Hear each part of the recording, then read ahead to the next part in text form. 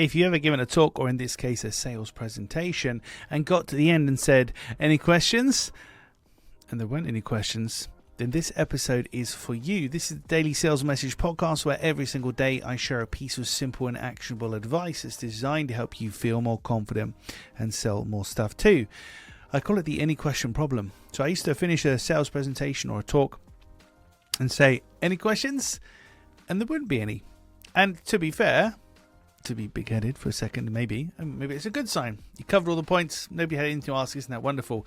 But it looks rubbish and feels rubbish, and it feels like a flat end to what's going on, particularly if it's a sales presentation.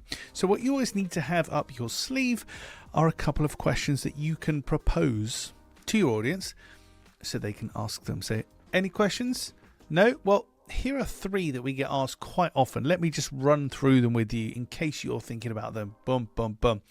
By taking back control of the situation and answering some additional questions, you might A, answer some questions that people don't want to ask because they feel too awkward to do so, or B, just show that you're confident, you're certain, you have expertise in what you're doing, because suggesting questions versus any questions? No. Oh, well, I guess that's it then. It's kind of a damp squib of an ending is not a great impression to leave people with. And as humans, we have what's called primacy and recency bias. So remember the first and the last thing that we see. So if the last thing I see is you saying any questions and then there aren't really any, it all ends a bit flat, it's not a good way to remember it, is it?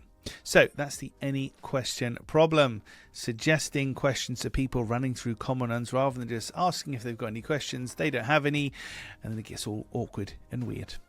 Right, that's it for this episode of the podcast. Tomorrow, in episode 802, as I get ever closer to 1,000, 802, we're talking about something which I call a concentration hook.